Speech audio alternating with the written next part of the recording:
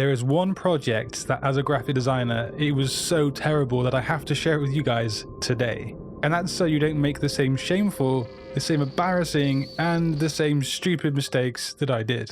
We're traveling back to 2018 for this one, and trust me, it gets pretty ugly. And looking back on it, it was all 100% avoidable. It's one of those situations that most graphic designers simply just dread. I made one of the biggest sins, and that was, initially I didn't state in the contract how many rounds of revisions the client would have in accordance to the budget. You know, normally you give, say, 1 or 2 rounds of revisions, and anything after that would be paid extra. Well, whatever the reason was, looking back on it, I didn't do that. Which, yeah, I know, smooth move, Tom, right?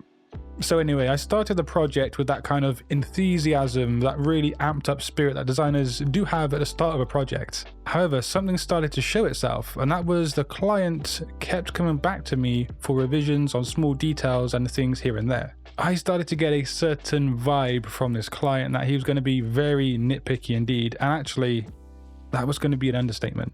But anyway, the project dragged on for a couple of weeks like this, where I would be making designs that, looking back on it, weren't that great and my capability. And then he would come back to me with revisions and changes here and there and so on. And for context, the client wanted a logo design for his K-pop blog on the internet. And my designs simply just weren't hitting the mark. After many back and forths via email, the client said the project should be put on hold or put on pause simply because the designs were moving further and further away from what he actually envisioned and wanted. Now, this sentence in of itself will hurt any designer to no end. You really don't want your work to be moving away from what the client wants. And actually, he had a point. My designs weren't on point, for that matter. The fact was, I'd become complacent and just simply annoyed with the project as a whole. Just thinking about it gave me kind of anxiety or cast a dark shadow over my day, and it wasn't a good thing to be dealing with. But the client had yet another blow to add, and that was, he said the designs were below his expectations, which, yeah, he probably had a point, but still. Those words are something no designer wants to hear. Yeah, granted this was 6 years ago, but even back then, my work was above what I was putting out on this project. But get this for stupid. Not only did I not control the stipulations of the revisions in the contract, I also did not secure a deposit up front before starting the project at the very beginning. I know, right? Total noob move on my part. And thinking back, I can't remember why this happened because I was fully aware of using contracts, revisions and deposits. It was something, it was a part of my workflow. But anyway, the project had ground to a standstill, and I spent tens, if not hundreds of hours of work on it so far with no revenue to speak of. And whenever I thought about it, looked at the designs or looked at emails, it just made me very sad, anxious, and a bit angry at myself as well. But we started work again just a few days later, where things only got worse from there. I think at this point I completely checked out from the project mentally, and even though the client was polite and understanding, he did keep coming back with changes and revisions down to the smallest detail.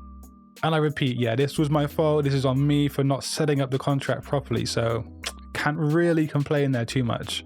But taking a look at this email here, he mentioned how I was deviating from the brief, and if you follow my channel, you know I preached so much about always referring back to the brief and how crucial it is to a logo design project.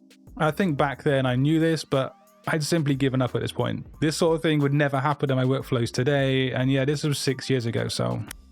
And on top of everything else at this stage, the client was apparently traveling, and so there was a few days of radio silence where I didn't even hear from him at all. And on receiving his email saying that he wanted to start work on the project again, I'm not sure if I was happy or sad to get this email because I simply just didn't want to have anything to do with it anymore. But on the other hand, I had no money. It had drained so much time and energy from me during the past, at this point, 6-7 weeks or whatever it was. I just wanted to stop. And as you can see by this email, this is sheet 15.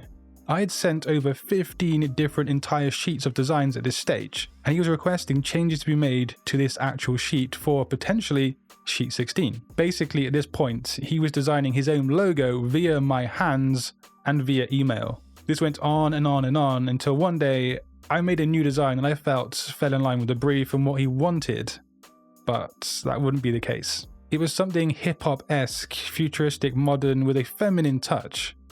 And I sent over the design, and this is when he replied saying it looked like some male genitalia.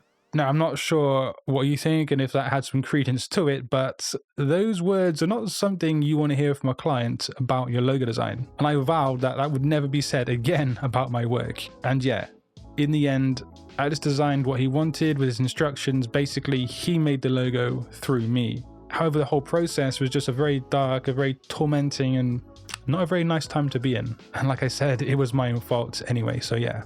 Just remember to secure that deposit and also stipulate how many revisions you're going to do for your design. But if you want to learn how to properly design a logo, just click that video on screen, and until next time guys, design your future today. Peace.